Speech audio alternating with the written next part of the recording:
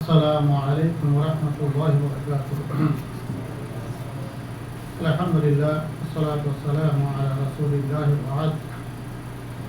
أعوذ بالله من الشيطان الرجيم. بسم الله الرحمن الرحيم. يا أيها الذين آمنوا إذا قمتم إلى الصلاة فاغسلوا وجوهكم وأيديكم إلى المرافق وامسحوا برؤوسكم وأرجلكم إلى الكعبين. আলহামদুলিল্লাহ, শুকরিয়া একমাত্র আল্লাহ রাব্বুল আলামিনের জন্য, যা মেহেরবানিতে আমরা প্রতি সপ্তাহে আজকেও ইসলামের সেন্টারে আমরা কোরআন হাদিসের আলোকে কিছু শোনার উদ্দেশ্যে সেখানে আমরা উপস্থিত হতে পেরেছি। এজন্য শুকরিয়া দান বলি আলহামদুলিল্লাহ। অতঃপর আমাদের নবী মুহাম্মদুর রাসূলুল্লাহ সাল্লাল্লাহু আলাইহি ওয়াসাল্লামের উপর দরুদ ও শান্তির ধারা নাযিল হোক। সবাই বলি সাল্লাল্লাহু আলাইহি ওয়াসাল্লাম। ঠিক আছে, আমি যখন শুরু করে দিচ্ছি আমার পরে তোমরা বুঝে নেবে, ঠিক আছে? যাই হোক, আমি গত কয়েক আলোচনা থেকে মৌলিক কিছু কথাগুলি বলার চেষ্টা করতেছি ইবাদত সম্পর্কে, দিন সম্পর্কে, যেগুলো মৌলিক সেগুলো, এবং সেগুলোতে আমাদের কি আকীদা, কি বিশ্বাস, কতটুকু আমাদের স্বাধীনতা আছে না আছে, এগুলো বলার চেষ্টা করেছি। আজকে ওই আলোকে একটি বিশেষ ইবাদত, নামাজের আগে যে আমরা উযু করি, সে উযু সংক্রান্ত বিষয়ে আলোচনা করব। আমরা প্রচলিত নিয়মে আমাদের সমাজে যেগুলো ভাবে আমরা উযু করে থাকি এবং কোরআন হাদিসের আলোকে এটা কতটুকু আমাদের দিক নির্দেশনা দেওয়া আছে, এটুকু বলার চেষ্টা করব। উযুটাও কিন্তু একটা ইবাদতের অন্তর্ভুক্ত। উযু করাটাও একটা ইবাদতের অন্তর্ভুক্ত। এই দিক দিয়ে যে উযু করলে গুনাহ মাফ হয়, উযুর ফজিলত আছে, যে কাজ করলে নেকি আছে, যে কাজ করলে ফজিলত আছে, ওইটা ইবাদতই বলি তো নেকি। কিন্তু এটা মৌলিক ইবাদতের মধ্যে নয়, বরং মৌলিক ইবাদত নামাজ এটা শর্ত। নামাজের শর্ত কি? উযু করা। অনেকগুলো শর্তের মধ্যে শর্ত। উযু যদি না থাকে কারো নামাজ হবে না। নামাজ পড়া যেমন অপরিহার্য, নামাজের জন্য উযু করাও কি অতএব উযু ছাড়া নামাজ হবে না, আমরা নামাজই নেই। দুটাই জরুরি। জরুরি কোনটা বাদ দিয়ে কোনটা নয়।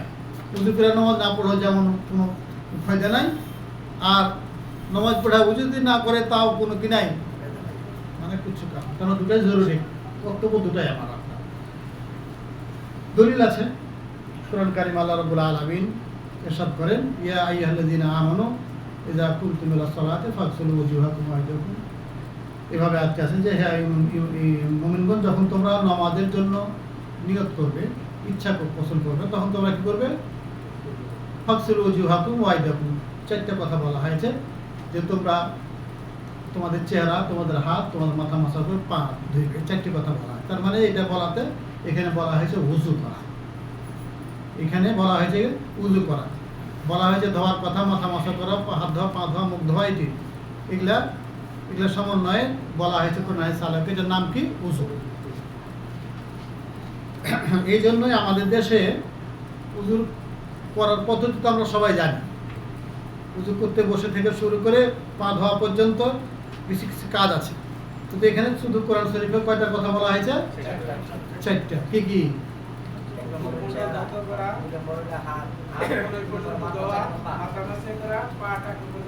চারটা। আর বাকিগুলো তো কোরআনে নাই। বাকিগুলো কোথা থেকে পাওয়া যাবে? হাদিস থেকে পাওয়া যাবে। কোরআন এবং সে সাথে হাদিসের দুটা সমন্বয়ে ইসলাম আমাদেরকে বুঝতে হবে। শুধু কোরআন দিয়ে ইসলাম বোঝা যাবে না। বোঝা গেছে? কোরআনের ব্যাখ্যা হিসেবে আল্লাহ নবীর হাদিস, আল্লাহ নবীর বাণী। কোরআন শরীফে মৌলিক কথাগুলি দেওয়া আছে, সে সাথে ব্যাখ্যা বিশ্লেষণ করে দেওয়া আছে কিসের মাধ্যমে? আমাদের নবীর হাদিসের মাধ্যমে। তো চারটা আছে হাদিসে, বাকি যেগুলো আছে সেগুলো আল্লাহ নবীর সুন্নাত থেকে, হাদিস থেকে গেলে প্রমাণিত। রোজার কথা বলা হয়েছে, কয়টা রোজা মাসের কথা বলা হয়েছে, কিভাবে রোজা রাখা, যাকাতের কথা, কিভাবে যাকাত দিবে, কিসে দিবে না দিবে, এগুলা কি বলা আছে, এগুলো কোথায় পাবো আমরা? অতএব কোরআন শরীফ বুঝতে হলে আল্লাহর নবীর হাদিসের মাধ্যমে বুঝতে হবে। তো এই জন্যই আমাদের দেশে যেটা একটা, আর এই দেশের সাথে একটু বইপত্র দেখবেন কিছু যেটা অমিল পাওয়া যায়। উজুর ফরজ হিসেবে আমরা কয়টা জানি, আর বাকিগুলো কি? বাকিগুলো এদেশের বই কয়টা পাবেন? হ্যাঁ, বইগুলো পড়ে দেখবেন বলবে 6টা। দুটা পর থেকে আমাদের দেশে 4টা কেন বলে? যেহেতু কোরআন শরীফে কি আছে? আল্লাহর নবীর না আল্লাহ রাব্বুল আলামিনের কোরআনের মর্যাদা বেশি। অতএব কোরআনে হুজুর যে 4টা কথা বলে যে এটা ফরজ করতেই হবে। আর হাদিস থেকে যেগুলো প্রমাণ, হাদিসগুলো কি? সুন্নাত। সুন্নাত মানে কি?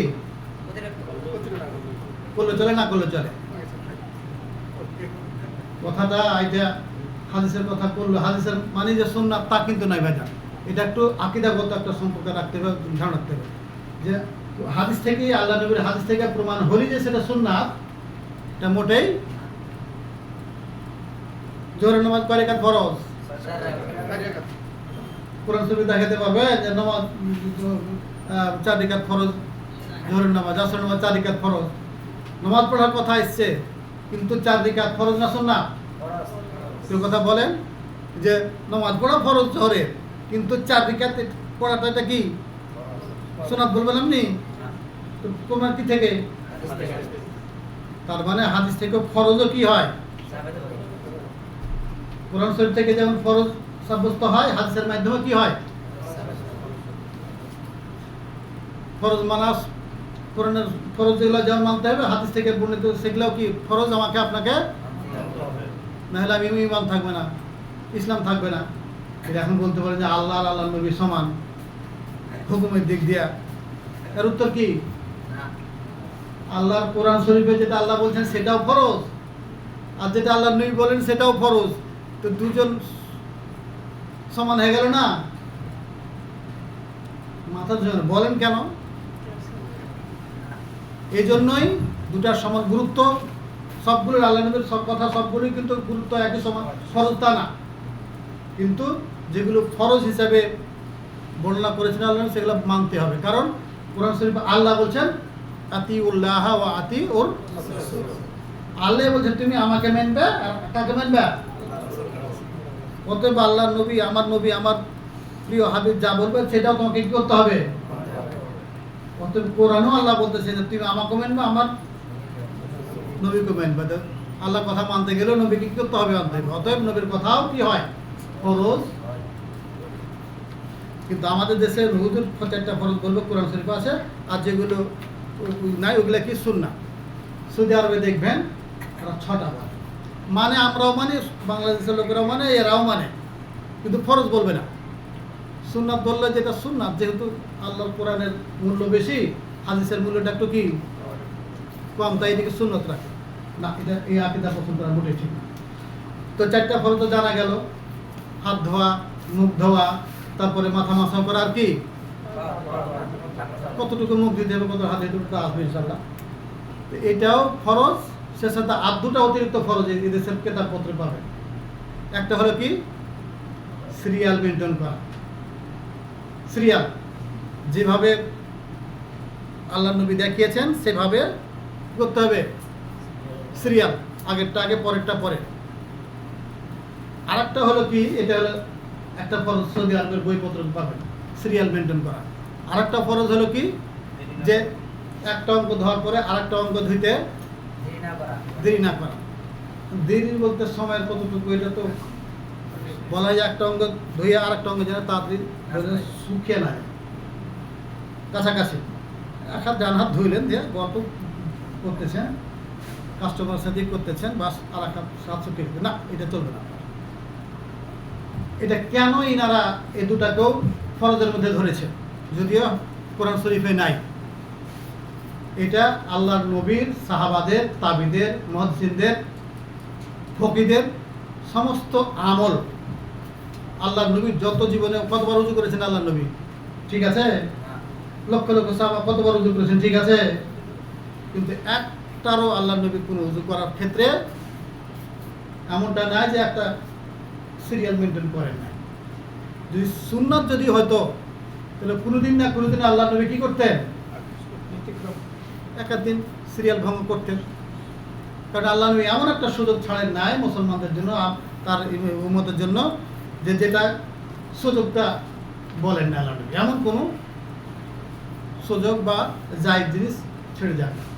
তো যদি জায়েজ হতো তো কোনোদিন না একদিন দেখাতেন, কোনো ক্রমে যে সিরিয়াল মেনটেন না করলে চলে। অতএব আল্লাহ নবী যখনই উজু করেছেন সিরিয়াল মেনটেন করেছেন, আর যখনই উজু করেছেন একটার পর আর একটা খুব সময় ব্যবধান করেন নাই, তার মনোযোগ দিয়ে একটার পর একটা অল্প সময়ের মধ্যে কি উজু সম্পন্ন করেছেন। কিন্তু আমাদের দেশে এ দুটাকে ফরজ হিসাবে কি করেন না। কিন্তু উজু তো যত হানাফি যাই হোক না কেন, উজু সিরিয়াল ভাঙে কোনদিন নাকি। কিন্তু ফতোয়া কিন্তু তাদের আছে। ফতোয়া তাদের হলো কি সিরিয়াল মেনটেন করা জরুরি নয়। কেন কোরআন শরীফে কি বলা হয়েছে? ফাগসিলু ওয়াজুহাকুম ওয়া আইদিয়াকুম ওয়া মানে কি?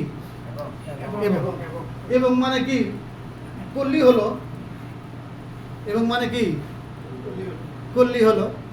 অতএব অন্য জায়গাতে অন্য বিষয়ে ইহুদি নাসারদের ক্ষেত্রে বলা হয়েছে আল্লাহ নবী কোন আল্লাহ রাব্বুল আলামিন কোন ইহুদের কথা বলেছেন, নাসারের কথা বলেছে, আবার কোন নাসারদের আগের কথা বলেছে, নাসারের ওগুলো তো উল্টাপাল্টা আছে। উজুর ক্ষেত্রে যখন দেখা যাচ্ছে যে ওয়া মানে এবং ধরি তো একটা করলিত হলো। আপনি কি দিয়ে ভাত খেয়েছেন? বলছে গোস্ত এবং ডাল এবং আলু ভাজি। আবার যদি বলি কি দেখেছেন? আলু ভাজি, ডাল এবং গোস্ত। এবং বললে কোনো ভুল হবে নাকি? কারণ ওয়ার মানে কি এবং মানে কি হইতে গেল। অতএব হানাফি মাযহাব মতে, ফতোয়া মতে ওয়ার মানে এবং মানে সংযুক্ত করা, সিরিয়াল বুঝাই না। যত আছে কোরআন শরীফের আয়াতে বা অন্য আয়াতে ওইগুলো দিয়ে এটাও তাই। কিন্তু এই দেশের আলেম ওলামারা গবেষণা করে দেখছেন যে না, যদিও কি সুযোগ আছে ওয়াই এবং, কিন্তু আল্লাহ নবীর আমল, সাহাবাদের আমল কোনোদিন যেহেতু ছাড়েন নাই, কি হবে না ওইটা আমি আপনিও ছাড়তে।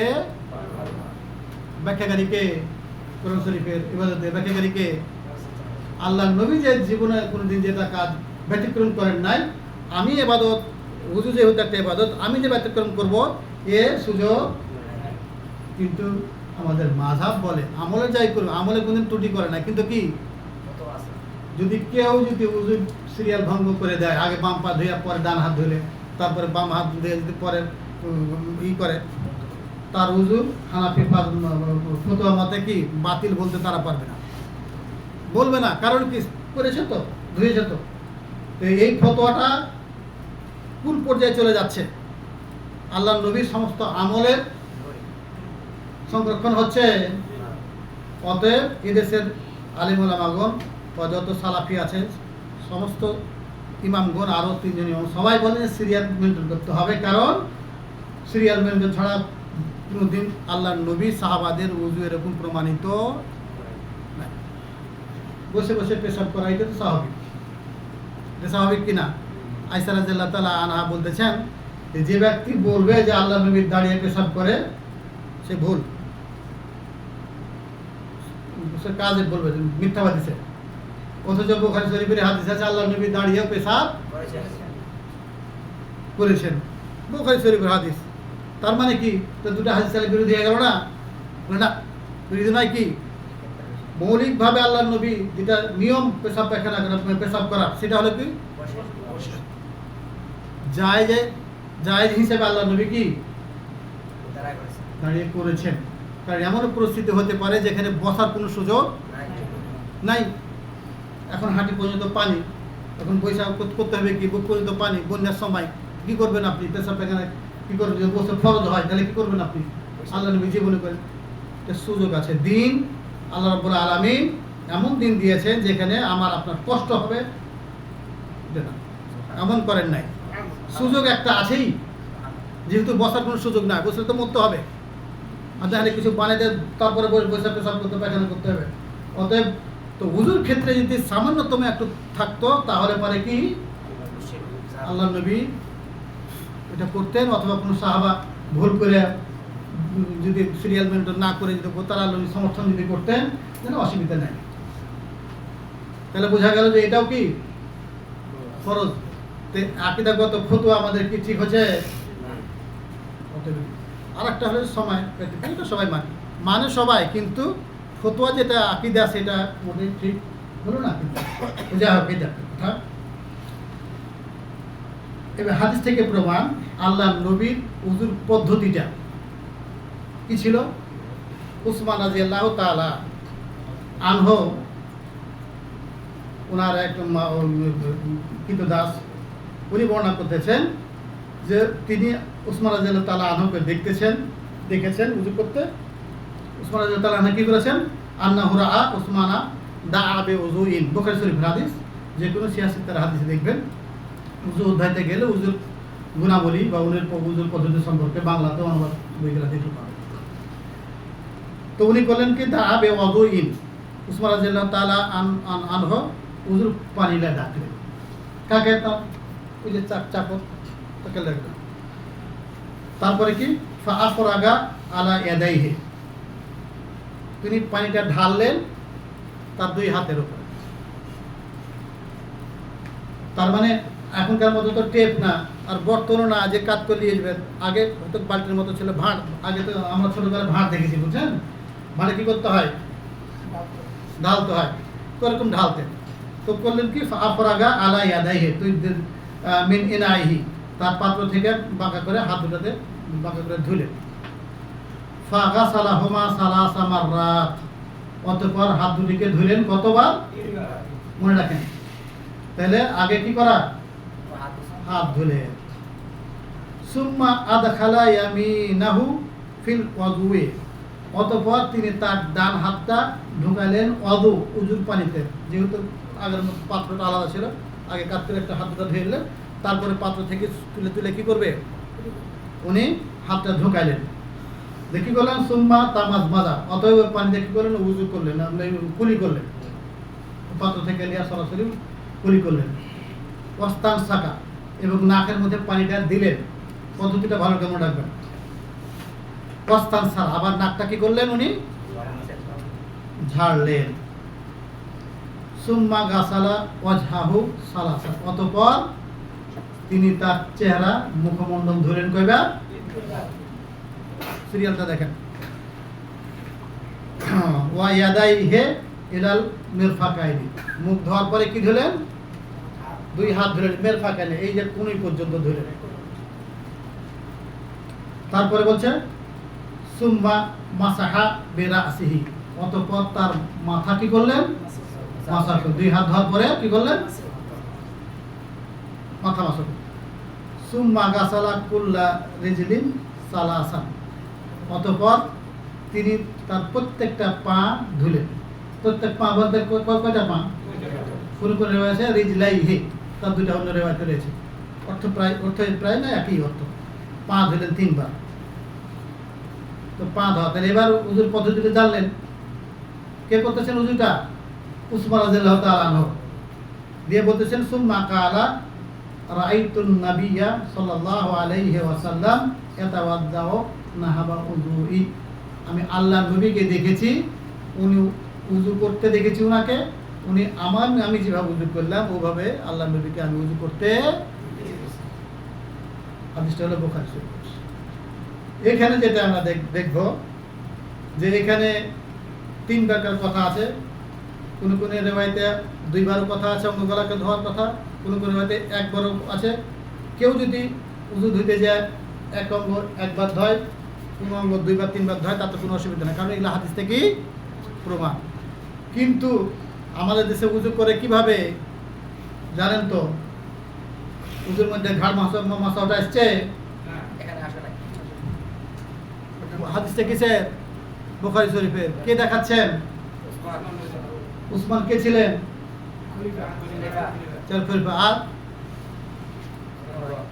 আর কি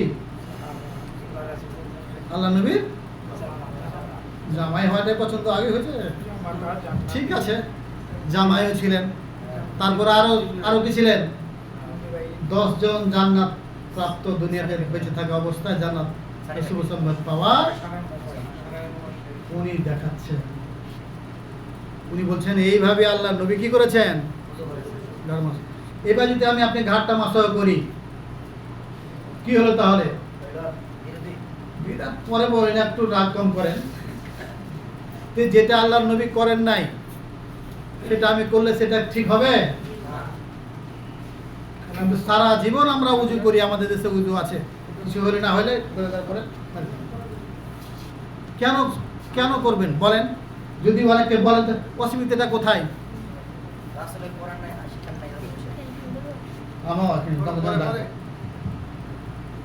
করলে কোনো অসুবিধা নাই, তো না করলে তোমার অসুবিধা কি? যেটা আল্লাহ নবী করেনি সেটা করতে তোমার অসুবিধা, আর যেটা আল্লাহ নবী করেন নাই সেটা করতে ওইটা তোমার জন্য সুবিধা। এখানে কি আল্লাহ নবীর হাদিসের আমলের কি আছে? ভক্তি ভালোবাসার কি আছে এখানে? আপনি তো যুক্তি দেখেন যে ঘাড় মশাগুলো অসুবিধাটা কোথায়? অসুবিধা তো নাই। আপনি বুঝুন না করলে তো কোনো অসুবিধা নাই আল্লাহর বা আল্লাহ নবীর বা ইসলামের, আছে কি? আপনারও ক্ষতি হবে না, নমাজ না পড়লে তো ক্ষতি হবে না, পরে দেখা যাবে। তখন কথা হলো কি যে তাহলে এখানে আপনি কোন টানে কোন জন্য কিসের মহব্বতে এটা ছাড়তে পারছেন না? সত্যিকার অর্থে আল্লাহ নবীর হাদিসের যদি মহব্বত থাকতো আমার আপনার, তাহলে শোনার সাথে সাথে কি করতাম আমি আপনি? কারণ আল্লাহ নবীর কোন আমলকে ছোট করতে একবার আব্বাস রাদিয়াল্লাহু তাআলা আনহু ছিলেন, আবু হুরায়রা ছিলেন, অন্য সাহাবা ছিলেন। একটা কথায় বলতে গিয়ে বলতেছেন, আবু হুরায়রা বলতেছেন হাকাযা কালা রাসূলুল্লাহ সাল্লাল্লাহু আলাইহি সাল্লাম, এটা বুখারী শরীফের হাদিস, যে আল্লাহ নবী এভাবে কথা হাদিসটা আল্লাহ নবীকে এভাবে করতে দেখেছে বলছেন। তখন পাশে যারা ছিল অন্যান্য সাহাবারা হাকাযা কালা উমর আবু বকর, এভাবে আবু বকর উমরও বলেছেন। তখন আবু হুরায়রা বলছেন আসা আইয়ানজালা আলাইকাল হাজার, আসা আইয়ানজালাকা আলাইকুমুল হাজার, আমার মনে হয় তোমাদের উপরে এখনই আল্লাহ রাব্বুল আলামিন রাগে গজব দিয়ে তোমাদেরকে পাথর দিয়ে এখন ধ্বংস করে দেবেন। আমি বলতেছি আল্লাহ নবী বলেছেন, আর তোমরা বলতেছো যে আবু বকর উসমান বলেছেন, উমর বলেছেন। আল্লাহ নবীর কথা তোমার সাথে তুমি আবু বকর আর উমরের কথা তুমি শোন, এতে তোমার উপরে পাথর হওয়া গজব হওয়া অপরিহার্য হয়ে গেছে। দেখার কথা আবু হুরায়রা রাদিয়াল্লাহু আনহু কথা। তার মানে এখানে আবু বকর উমর এরা কি আল্লাহ নবীর কথা বলবেন নাকি? তাদের কথাটাও কি হবে? সঠিক। কিন্তু যখন পরিমাপ করতে যাবেন আল্লাহ নবীর সাথে আবু বকরের কথা, তখন কি? এটাই হলো আকীদা। এটা হলো কি কথা? আল্লাহ নবীর সাথে তুলনা করা যাবে না। বলেন, শুধু বলেন যে আবু বকর করেছেন, উমর করেছেন বলেন, কিন্তু আল্লাহ নবী যখন বললেন আল্লাহ নবী বলেছেন, তখন বলছেন হ্যাঁ আমি এটা শুনেছি আবু বকর বলেছেন। আল্লাহ নবীর হাদিসের ছোট হোক আর বড় হোক, আল্লাহ নবীর সেটা সুন্নাত হলো, আপনি মানেন না মানেন, সুন্নাত জিনিস নফল জিনিস মানা যায় না মানাও যায়। নফল জিনিস করলে নাকি না করলে কি? কিন্তু আল্লাহ নবীর হাদিস আল্লাহ নবী বলেননি, বা আল্লাহ নবীর নফল জিনিসটা খাটো করে দেখার কোনো সুযোগ নাই। আর ওরই বিপরীতে আপনি যুক্তি দেখাবেন, আল্লাহ নবীর একটা সুন্নাত নফল আমলের উপরে যুক্তি দেখাবেন, অথবা আল্লাহ নবী করেননি আমি সেটা করে আর মধ্যে সংযোগ করব, যেটা ইবাদত, ওই যেটা আগে থেকে বলে আসছে, ইবাদতে আমার আপনার কোনো কি নাই, বানিয়ে কোনো ব্যাখ্যা বিশ্লেষণ করার সুযোগ নাই। কিন্তু যদিও মৌলিক ইবাদত না, কিন্তু ইবাদত তো সত্য তো ইবাদতের একটা। অতএব এখানে কেন বাড়াইলাম? আপনি কেন যুক্তি দেখাবেন যে অসুবিধাটা কোথায়? আপনি যদি ছেড়ে দেন তো অসুবিধাটা বরং সুযোগ আল্লাহ নবীর কি হলো সুন্নাতের উপর, এটা মন চাই না। আল্লাহ নবী করেননি তাই আপনার না করতে মন চায় না, আল্লাহ নবী যেটা করেননি সেটা করতে মন চায়। তার মানে কি কিসের মহব্বত আপনার বেশি প্রাধান্য পাচ্ছে? ভাইজান এগুলো আকীদার মধ্যে চলে আসে। অতএব এটা আমাদের অপরিহার্য পরিত্যাগ করা। কথা বোঝা গেছে? এখন অনেকে বলতেছিল যা কি বলবে সে বলবে, এতগুলো লোক সবাই কি ভুল করে নাকি? আর অসুবিধা এখানে ময়লা টলে থাকবে, ময়লা সাফ করার জন্য তো উজু করে না। ময়লা সাফ করার থাকলে তো আপনি আগে গোসল করেন, সাবান শ্যাম্পু মাখেন, অসুবিধা নাই। কিন্তু উজু যখন ইবাদতটা করতে যাবেন তখন শুধু করতে হবে কারণ অনুসরণে। কথা বোঝা গেছে? এটা হালকা করে দেখি কিন্তু দেখার জিনিস নাই যে করলে অসুবিধাটা কোথায়। বড় কিন্তু উল্টা কথা, কিন্তু কথা বোঝা গেছে? আচ্ছা, সময় তো হয়ে যাচ্ছে ইনশাল্লাহ। তারপরে মোটামুটি কথা বলি ফেলেছি। তো উজু করতে গেলে প্রথমে কি লাগে? নিয়ত লাগে। যে কোনো ইবাদতের ক্ষেত্রে আর ইসলামের যে কোনো ইবাদতের ক্ষেত্রে নিয়তটা কোথায় করতে হয়, কিভাবে করতে হয়? হ্যাঁ, এটা এখানকার এসে শিখা নাকি? মাশাআল্লাহ, এটা শিখেছেন। শুধু বলা হয়, তারপর সব আলেন না। উমরার হজ করতে গেলে ওই যে কোথায় মিকাতে গিয়ে বলা হয় যে আল্লাহুম্মা লাব্বাইক উমরাতান বা হজ, এটা শুধু জোরে বলা হয়। তা বাদে কোনো ইবাদতের নিয়ত কি করা হয় না, উচ্চারণ করতে হয় না, কোনো বলতে না, কোনো গোয়াদ নির্দিষ্ট গোয়াদ না। কি করতে যাচ্ছেন, কি ইবাদত করতে যাচ্ছেন, ফরজ না, সুন্নাত না, নফল না, অথবা রোজা না, নামাজ না, হজ না, যাকাত, দেখলে এটা মনে মনে কল্পনা করতে হয়। এই কল্পনা কিন্তু অবশ্যই করতে হবে যে কোনো ইবাদতে। কল্পনাবিহীন, নিয়তবিহীন কোনো ইবাদত কিন্তু কি হবে না, কবুল হবে না। এমনি আপনি গোসল করে চলে এসছেন, এবার আমার তো সব ধোয়া হয়ে গেছে, উজু করা কি নামাজ পড়ে, আগে নিয়তই করে নিয়ত। ঘুমাইতে ঘুমাইতে ফজরের নামাজ পড়েছি না পড়েছি, একবারে ঘুম দিয়েছি, একবারে মাগরিবের সময়, আজানের সময়, তো রোজাটা করি, নিয়ত তো করে নি। রোজা হবে, কিন্তু নিয়ত অবশ্যই থাকা লাগবে যে আমি উজু করতেছি, আমি উজু করতেছি, কিন্তু মুখে বলা চলবে না আমি উজু করতেছি। নামাইতো আতাওয়াজ্জা হাদাস নাকি লেজারের হাদাস, এগুলা কিচ্ছু, এগুলা যদি কেউ মনে করে যে করতে হবে, এটা বেদাত। এটা কি হবে, যে কোনো ইবাদতের ক্ষেত্রে। আর যে বললাম হজের উমরার সময় এটা জোরে বলা, তাও অনেক আলেম বলেন যে এটা আসলে নিয়ত না। আপনি নিয়ত মনে মনে করেছেন যে উমরা করা বা হজ করা, এবার আপনি একটা বই প্রকাশ করলেন কি বলে, লাভবাইক, লাভবাইক বলে। লাভবাইক মানে কি, এটা কি নিয়তের কথা হলো নাকি? যে আলেমেরা বলে যেটা নিয়ত না। আর কোন বলেন যে আমার নিয়ত নাম হয়তো বলা আমরা দেখবো না, আল্লাহ নবী এভাবে শুরু করেছেন নিয়তটা, আমি ওভাবে শুরু করবো, ওইটাই নিয়ত, বলেন, অসুবিধা নাই। এছাড়া আর কোন ইবাদতে কি করা চলবে না। তাহলে উচ্চারণ করা চলবে না, মনে মনে করতেছেন আমি উজু করতেছি, আচ্ছা, এটা একটা। এবং বিসমিল্লাহ বলতে হয়, বিসমিল্লাহ বলে কি করতে হয়, উজু করতে হয়। বিসমিল্লাহির রহমানির রহিম উজু করতে হয়। ওই অন্য হাদিসে আছে যে লা উযু লিমান লা ইসমিল্লাহ, তো বলা হয় এই বিসমিল্লাহ বলাটা এটা সুন্নাতের মধ্যে পড়ে। কেউ যদি বিসমিল্লাহ না বলে, বলাটা উচিত, কিন্তু কেউ যদি না বলে তো তার উজু নষ্ট হয়ে যাবে, তা নয়। বলা হয় এটা তার উজুটা পরিপূর্ণতে নেকিতে তার কি হবে, কিছু কম হবে কিছু, সুন্নাতের উপর আমল না হওয়ার কারণে, কিন্তু উজু বাতিলের কারণ বিসমিল্লাহ বলাটা অজেব, ফরজ নয়। এটা আলেমদের ইত্তেফাক। এটা একটা খেয়াল রাখতে হবে যে বিসমিল্লাহ বিনা কারণে আমরা কি না করি, ছেড়ে না। যদি উজু করতে করতে শুরুতে ছুটে যায়, মধ্যখানে মনে পড়লে মনে মনে বলে দেবেন। যদি নাও মনে পড়ে তাতে কিছু অসুবিধা নাই। তবে যেহেতু সুন্নাত, প্রতি সময় আপনাকে যে কোনো কাজের শুরুতে কি বলতে হয়, আরো বিসমিল্লাহ বলা দরকার, এটা যেন মনে থাকে আমাদের। তারপরে প্রত্যেকটা অঙ্গের জন্য আলাদা আলাদা দোয়া, এটাও মোটেই ঠিক না। পাইবেন কিছু কিছু ইসলাম বই, যদি এখন কিছুটা কমে গেছে, প্রত্যেকটা অঙ্গ প্রত্যঙ্গ ধোয়ার জন্য যে কি করতে হবে, দোয়া করতে হবে, যে যাতে হাত ধোয়ার জন্য দোয়া, পা ধোয়ার জন্য ধোয়া, মুখ ধোয়ার জন্য ধোয়া, এটা কি জরুরি নয়, এগুলো নাই।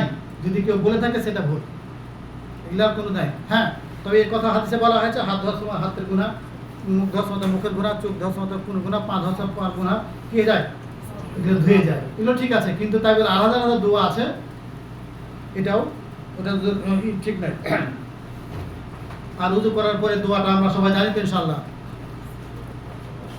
কি বলতে হয়, কয়েকটা এটাও চলে, আশহাদু আল্লা ইলাহা ইল্লাল্লাহ ওয়া আশহাদু আন্না মুহাম্মাদার রাসূলুল্লাহ, আশহাদু আল্লা ইলাহা ইল্লাল্লাহ ওয়া মুহাম্মাদার রাসূলুল্লাহ, এটা বলা চলে। তারপর আর কি আছে, আল্লাহুম্মা জান্নিবনি মিনাত তাওয়াবিনা ওয়া জাআলনি মিনাল মুতাতাহিরিন, এটাও নাসাই শরীফের হাদিস না তিরমিজি শরীফের হাদিস, এগুলো আছে। যে কোনো একটা বললে বা তিনটা যদি একসাথে মিলা করে তার কোনো অসুবিধা নাই।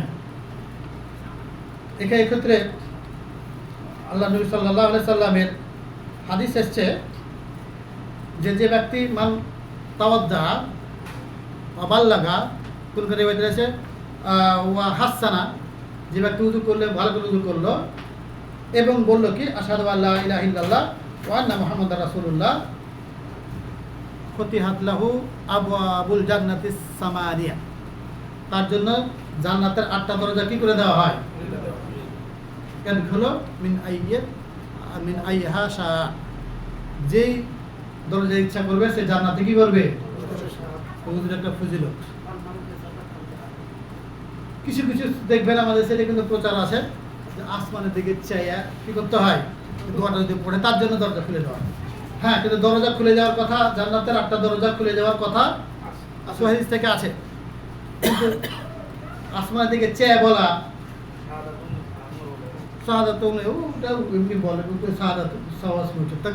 এই ক্ষেত্রে বলা হয় যে কিছু কিছু হাদিসে আসছে, আবু দাউদকে আহমদ বিন হাম্বলের হাদিসে, আবু দাউদের হাদিসে এসছে, আর ইমাম সুকনা ওনারও একটা বই আছে, আসছে হাদিসে তো বলা হয় যে এই যেটা আসমানের দিকে তাকিয়া বলা, এই শব্দটুকু, এই অংশটুকু একজন বর্ণনাকারী বর্ণনা করতেছেন, উনি বিশ্বস্ত নয়। উনি কি নয়? বিশ্বস্ত নয়। বিশ্বস্ত যত হাদিস আসছে সূত্রে, নির্ভরযোগ্য সূত্রে বলা হচ্ছে আসমান দরজা খুলে দেওয়া হয়, এখানে দেখার, আকাশের দিকে দেখার কথা না। অতএব বাড়তি যেখানে আকাশের দিকে দেখে পড়া, এটা দুর্বল হাদিস থেকে প্রমাণ। অতএব এটা সহিহ হাদিসের ক্ষেত্রে আমরা কি করতে পারি না, জয়ীফ হাদিসে মানতে গেলে মানার ক্ষেত্রে এত অপরাধ হয়ে যাবে না। কারণ কি, সবগুলো ঠিক আছে, এটি অতিরিক্ত, অন্যরা কেউ বর্ণাই এটা বর্ণায়, যিনি বর্ণনা করছেন তিনি আবার কি নয়, অত নির্ভরযোগ্য বর্ণনাকারী নয়। অতএব অথচ এই আমলটা আমাদের দেশে বেশি, এটা দেখে আকাশে দেখে বলতে হবে। অতএব এটার জন্য আমরা জেনে রাখি যে এটা কি নয়, সহিহ সনদে প্রমাণিত কোনটুকু নয়, আকাশের দিকে চেয়ে থাকা। কথা বোঝা গেছে? আচ্ছা, এইভাবে তিনটাই করতে পারেন আর কি, অসুবিধা নাই। আজকে এই পর্যন্তই করতে চাই। আর 2-1 মিনিট যদি কেউ 2 একটা প্রশ্ন করেন এই বিষয়, তাহলে পরে আমরা